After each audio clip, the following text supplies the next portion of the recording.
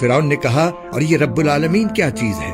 موسیٰ نے کہا وہ سارے آسمانوں اور زمین کا اور ان ساری چیزوں کا پروردگار ہے جو ان کے درمیان پائی جاتی ہیں، اگر تم کو واقعی یقین کرنا ہو۔ فرعون نے اپنے ارد گرد کے لوگوں سے کہا سن رہے ہو کہ نہیں؟ موسیٰ نے کہا وہ تمہارا بھی پروردگار ہے اور تمہارے پچھلے باپ دادوں کا بھی۔ فرعون بولا تمہارا یہ پیغمبر جو تمہارے پاس بھیجا گیا ہے یہ تو بالکل ہی دیوانہ ہے۔ موسیٰ نے کہا وہ مشرق و مغرب کا بھی پروردگار ہے اور ان کے درمیان ساری چیزوں کا بھی، اگر تم عقل سے کام لو۔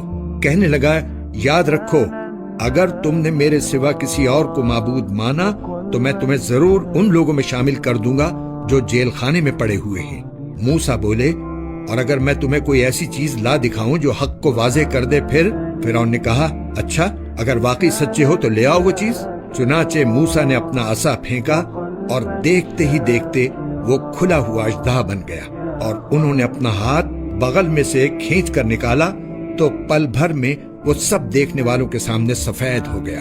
فرعون نے اپنے ارد گرد کے سرداروں سے کہا یقیناً یہ کوئی ماہر جادوگر ہے، یہ چاہتا ہے کہ اپنے جادو کے ذریعے تمہیں تمہاری سرزمین سے نکال باہر کرے، اب بتاؤ تمہاری کیا رائے ہے؟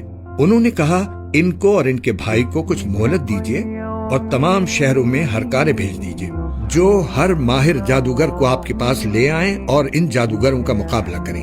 چنانچہ ایک دن مقررہ وقت پر سارے جادوگر جمع کر لیے گئے اور لوگوں سے کہا گیا کہ کیا تم لوگ جمع ہو رہے ہو؟ شاید اگر یہ جادوگر ہی غالب آ گئے تو ہم انہی کے راستے پر چلیں۔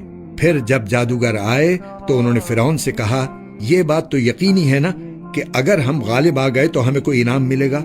فرعون نے کہا ہاں اور تمہیں اس صورت میں مقرب لوگوں میں بھی ضرور شامل کر لیا جائے گا۔ موسیٰ نے ان جادوگروں سے کہا جو کچھ تمہیں پھینکنا ہے پھینکو۔ اس پر ان جادوگروں نے اپنی رسیاں اور لاٹھیاں زمین پر ڈال دیں اور کہا کہ فرعون کی عزت کی قسم ہم غالب آئیں گے۔